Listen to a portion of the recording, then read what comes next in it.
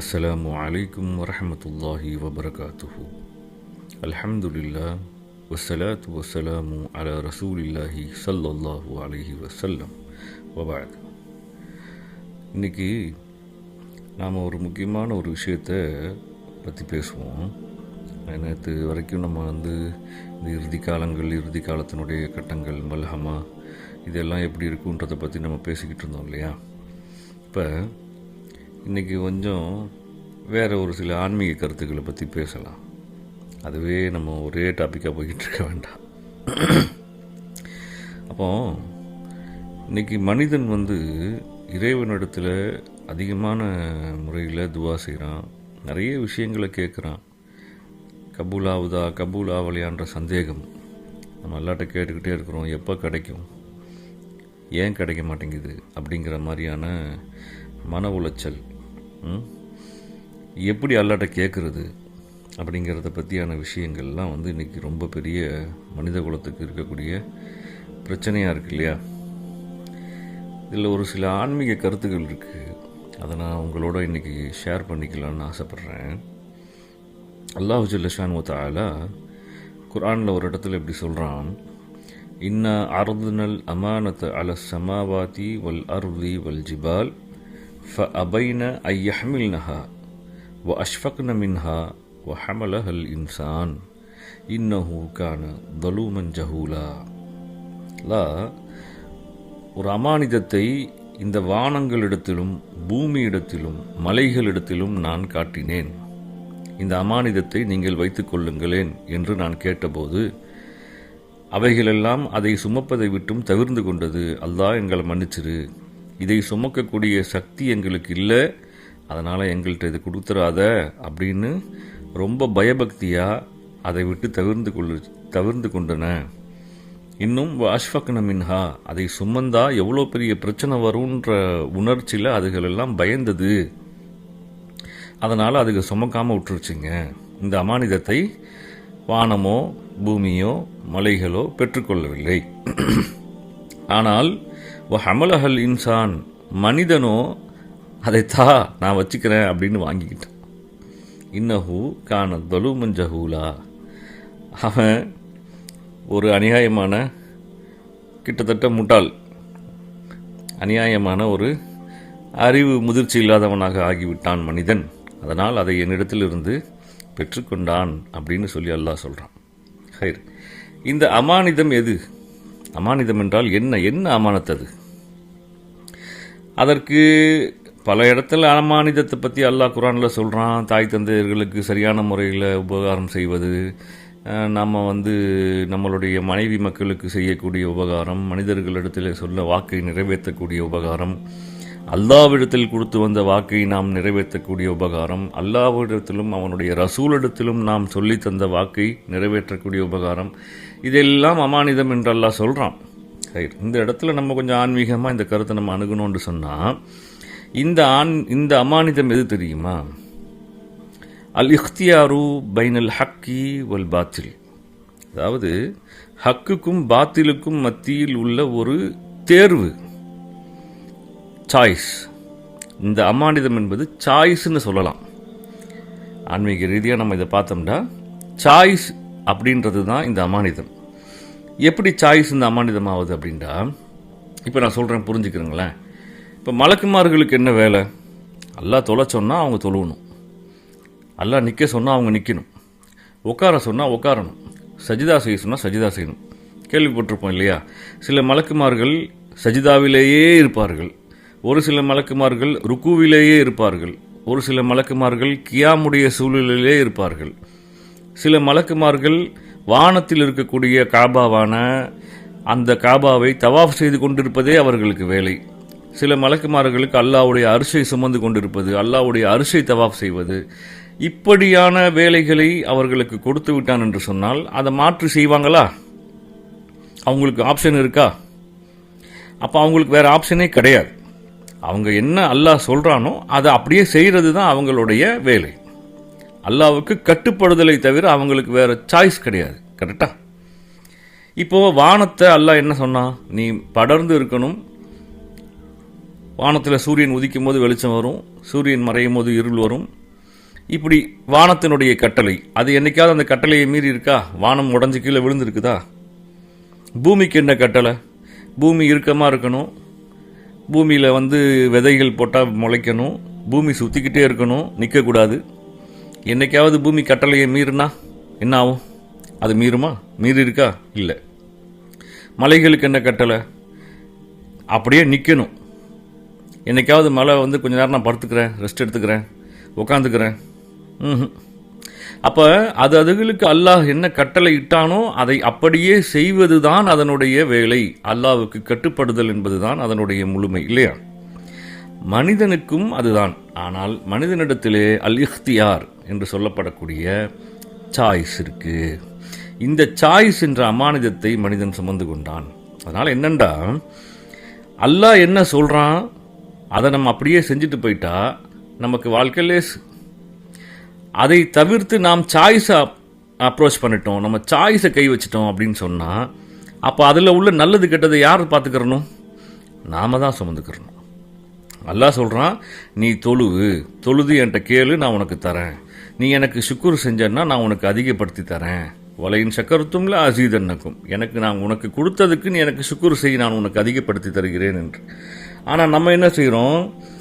அந்த சுக்குர் செய்கிறதுக்கு நம்ம நேரத்தை ஒதுக்காமல் நாமளே போய் என்ன செஞ்சுக்கிறோம்? கடையில் போய் நின்று வியாபாரம் பார்க்குறோம்.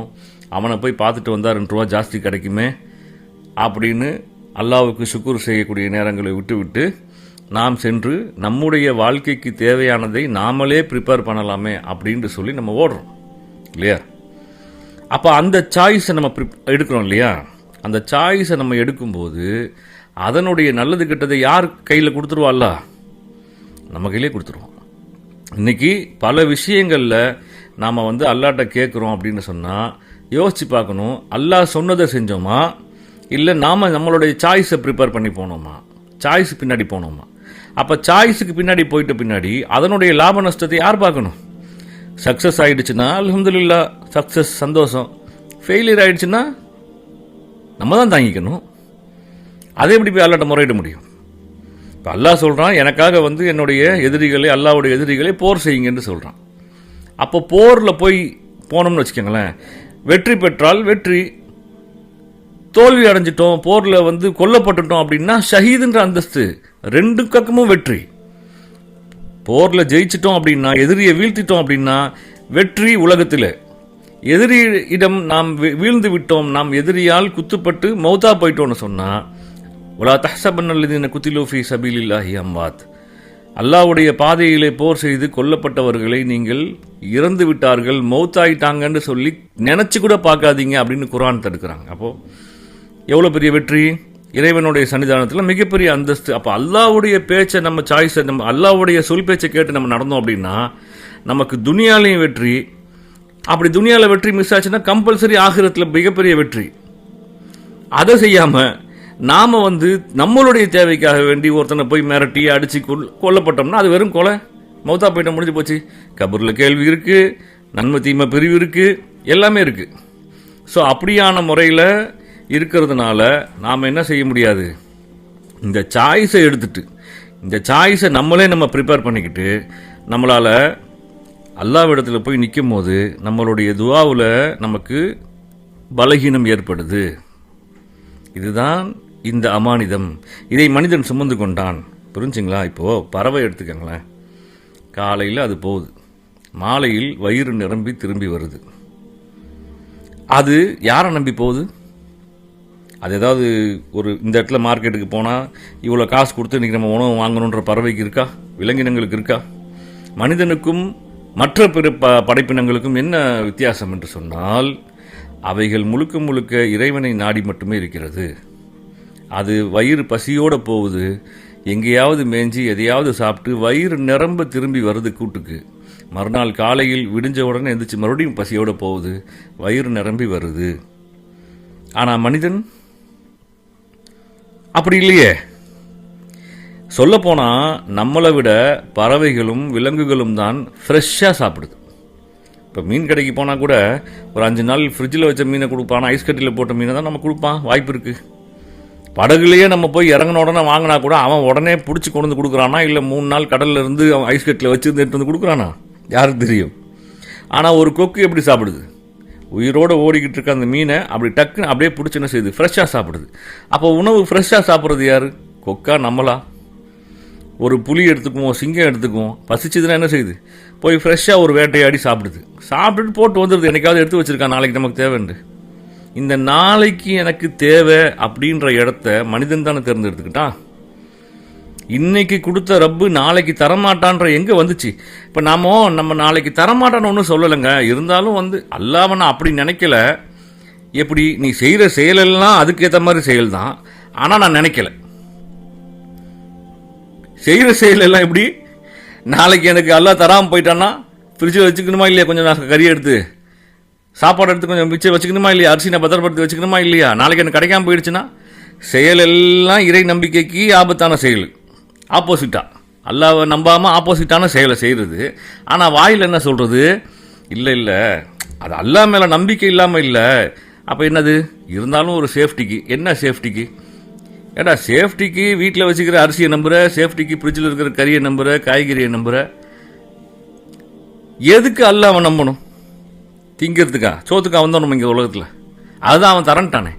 என்னைக்காவது கோழிக்கு காசு கொடுத்து அறுத்துருக்கோமா? சொல்லுங்கள். நம்ம கறிக்கு காசு கொடுக்குறோமா? கறிக்கடைக்காரனுக்கு காசு கொடுக்குறோமா? முறையாக யாருக்குங்க காசு கொடுக்கணும்? கோழி நான் என்ன செய்ய போகிறேன், இன்றைக்கி உன்னைய அறுத்து சாப்பிட போகிறேன், அதனால் அதுக்கு உண்டான காசை நீ வச்சுக்கோ, உன் குட்டிங்களுக்கு கொடுத்துட்டு வான்னு சொல்லி முறையாக யார்கிட்ட காசு கொடுத்து வாங்கணும்? நம்ம என்ன கோழிக்கிட்டே பேரம் பேசுகிறோம்? அதை பதப்படுத்தி அதை சரியான முறையில் சுத்தப்படுத்தி வெட்டி தராம்பர ஒரு கடைக்காரன், அவன் அந்த மெயின்டைன் பண்ணுறதுக்காக வேண்டி அந்த தொழிலை செஞ்சு அவன் நிலைக்கணும்னா அவனுக்கு காசு வேணும். அதனால் அவன் தான் காசை ஃபிக்ஸ் பண்ணுறான். கோழியை எனக்கு இன்றைக்கி கிலோவுக்கு 200 250 ஃபிக்ஸ் பண்ணுது. இட்லிக்கா நம்ம காசு கொடுக்குறோம்? இட்லிக்காரமாக காசு கொடுக்குறோமா? வடைக்கு காசு கொடுக்குறோமா? வடைக்காரனுக்கு காசு கொடுக்குறோமா? இங்கே நம்ம உணவை காசை கொடுத்து வாங்கி சாப்பிட்றோம். அப்போ அல்லாஹ் அவன் தானே ராசிக். இதை செய்பவர்களுக்கு தான் இங்கே காசு, உணவுக்கு காசு இல்லையே, இல்லையா? அப்போது நான் எதுக்கு இதை சொல்ல வரேன்டா, இன்னைக்கு மனிதன் எப்படி இருக்கிறான் பார்த்தீங்களா? அவன் ரொம்ப கிரிட்டிக்கலான மைண்டு. மனுஷனுடைய நஃப்ஸ் இருக்குது. நம்ம முதல்ல நஃப்ஸை பற்றி தானே பேசிக்கிட்டு இருந்தோம். நஃப்ஸும் இப்லீஸும் சேர்ந்து ரொம்ப கிரிட்டிக்கல் பண்ணுவாங்க. அப்பா அது ரைட்டுப்பா, அல்லாஹ்வை நான் நம்பிக்கை இல்லாமலாம் சொல்லலப்பா. ஆனாலும் அந்த ஆனாலும் அப்படிங்கிறது தான் ஈமான் பதம் பார்க்குற இடம். ஒயிட்டுனா ஒயிட்டு, பிளாக்குனா பிளாக்கு. அது என்ன ஒயிட்டுக்கும் பிளாக்குக்கும் நடுவில் ஒரு கிரே ஷேடு? அப்படி ஒன்று இல்லவே இல்லையே. அப்படி இருக்கக்கூடாது இல்லையா? அந்த அந்த அந்த அந்த விளையாட்டு தான் இங்கே ஆபத்தானது. ஒன்று அல்லாஹ்வை நம்பு, இல்லையா உன் சாய்ஸை நீ நம்பு. உன் சாய்ஸை நீ எடுத்துட்டு அதில் வர லாப நஷ்ட கணக்கில் உன் லாபம் வந்தால் சந்தோஷமாக நீ அனுபவிக்கிற, நஷ்டம் வந்தால் அல்லாஹ்வை கூப்பிட்ற. என்ன கணக்கு? செருப்பு வார அருந்தாலும் அல்லாஹ் இடத்துல கேளுங்கன்னா, அந்த வாழ்க்கையை வாழ்கிறவங்க தான் அந்த செருப்பு வார இருந்தால் அல்லாட்ட கேட்க முடியும். நீ புது செருப்பு வாங்கிட்டு பிஸ்மில்லாண்டா போடுற, புது சட்டையை வாங்கிட்டு பிஸ்மில்லாண்டா போடுற. அப்போ நீ உனக்கு தேவையான சந்தோஷமான செயலெல்லாம் இஷ்டத்துக்கு செஞ்சுட்டு அதில் ஒரு பிரச்சனை வந்தால் மட்டும் அல்லாஹ்னு கூப்பிட்டா எந்த வகையில் நியாயமாகவும்? மனுஷன் செய்வானா? என்னைய கேட்டா செஞ்ச நீயா உன் இஷ்டத்துக்கு செஞ்ச? நான் சொன்னது எங்கேயாவது கேட்டியா? இன்னைக்கு பிரச்சனை வந்துருச்சுன்னு என்கிட்ட நிற்கிறேன்னு ஒரு வார்த்தை கேட்பாமா மாட்டோமா? அப்போ நம்ம இஷ்டத்துக்கு நம்ம செயல்களை செஞ்சுட்டு அல்லாஹ் சொன்ன பிரகாரம் எதையுமே செய்யாமல், அல்லாஹ்வுடைய கட்டளை பிரகாரம் நம்ம எதையுமே செய்யாமல் சாய்ஸை நம்ம எடுத்துட்டு, அப்போ அதில் வரக்கூடிய பிரச்சனைகள், அதில் வரக்கூடிய லாபம், அதில் வரக்கூடிய நஷ்டம், அதில் வரக்கூடிய சிக்கலுக்கு அல்லாண்டு கத்துனா உடனே உதவியும் வரணுமா உங்களுக்கு? அதையும் மீறி எல்லாம் காப்பாற்றிக்கிட்டு தான் இருக்கான். அவன் ரப்பு. ஆனால் ஒரு நியாயம் என்பது ஒன்று இருக்கு இல்லையா? சிக்குனா யார் சிக்குவோம்? நம்ம தான் சிக்குவோம். அந்த மாதிரியான சிக்கலில் இருக்கிற போது நம்மளுடைய துவாக்கள் எப்படி கபூலாகும்? அல்லாஹ் சொன்னதை செய்யாமல் மாறு செஞ்சுட்டு உன் சாய்ஸை நீ சூஸ் பண்ணிட்டு நீ எப்படி அல்லாட்ட நிற்ப? என்ன தகுதி இருக்குது? சரி, இங்கே இதுதான் இந்த பிரச்சனை. இன்னும் அமானத்தால சமாவாத்தி வல் அர்லி வல் ஜிபாலி ஃப அபைனஹா ஐயஹ்மில்னஹா வ அஷ்ஃபக்ன மின்ஹா. அதுக்கு பயந்துச்சு, அதுங்க சுமக்க வேணான்னு சொல்லி முடிவு எடுத்து, அல்லாஹ் எங்களை மன்னிச்சிரு, இது எங்களால் சுமக்க முடியாது, நீ என்ன சொல்கிறியோ நாங்கள் அதை கேட்டுட்டு போயிடுறோம், எங்களுக்கு சாய்ஸை மட்டும் கொடுத்துடாத, கெட்டு போயிடுவோம். ஆனால் மனுஷன் அதை சுமந்துக்கிட்டான். இன்றைக்கி மனுஷன் 99.99% சாய்ஸை மட்டும்தான் எடுக்கிறான். அந்த சாய்ஸை எடுத்தது அதில் பிரச்சனை வந்தால் தான் அல்லாஹ்வை கூப்பிட்றான். இங்கே அல்லாஹ் சொன்னபடி நடக்கிறது ரொம்ப ரொம்ப ரொம்ப குறைவாக இருக்குது. புரியுதா? நம்ம அல்லாஹ் அல்லாஹ் அல்லான்னு எல்லாத்துலேயும் அல்லாஹ்வை முற்படுத்துகிறோம். ஆனால் அது இல்லை ஈமான். நாம் சொல்கிறது ஒன்றா இருக்குது, செய்கிறது ஒன்றா இருக்குது. இங்கே சொல்லும் செயலும் டிஃபர் ஆகுது. சொல்லு ஃபுல்லாக அல்லாஹ்வுக்கு அப்பா, அப்படியே அல்லாஹ் விட்டு அடுத்த வீடு மாதிரி பக்கத்தில் உட்காந்து அப்படி பேசுகிறோம் அல்லாஹ்வை பற்றி. ஆனால் செயலெல்லாம் எப்படி இருக்குன்னா இப்லீஸுக்கு சொந்தமாக இருக்குது. இப்படி இருந்துக்கிட்டு நம்ம அல்லாஹ்வை பற்றி பேசினோம்னா இது எப்படி ஈமானாக மாறும்? இது எப்படி ஈமான் ஆகும்? புரியுதா? அதனால் இது ஒரு கருத்து இன்றைக்கி நான் உங்கள்கிட்ட எடுத்து வைக்கிறேன். இது சம்மந்தமாக இன்னும் நம்ம நிறைய பேசுவோம். ஈமான் ரொம்ப அது ஈமானுக்கும் ஈமான் இல்லாத பகுதிக்கும் நடுவில் நூலை விட முடியை விட ரொம்ப மெல்லிய கோடு தான். இங்கிட்டு போனால் ஈமான், இங்கிட்டு போனால் பே ஈமான், அவ்வளோதான் வித்தியாசம். அதனால் ரொம்ப கேர்ஃபுல்லாக இருக்கணும். இன்ஷா அல்லாஹ் அல்லாஹ் நம்மளை காப்பாற்றணும். அவன் தான் நம்மளை காப்பாற்றணும். அதுக்கு நம்ம ஒத்துழைக்கணும். நாமளும் இஷ்டத்துக்கு தெரிஞ்சோம்னா அது செட் ஆகாது. அதனால் அல்லாஹ் நம்மளை லேசாக்கி தருவானாக. ஆமீன். வாஹிர் தஅவானா அல்ஹம்துலில்லாஹி ரப்பில் ஆலமீன். வஸ்ஸலாத்து வஸ்ஸலாமு அலா அஷ்ரஃபில் அன்பியாஇ வ ஸய்யிதில் முர்ஸலீன். அஸ்ஸலாமு அலைக்கும் வரஹ்மத்துல்லாஹி வபரகாத்துஹு.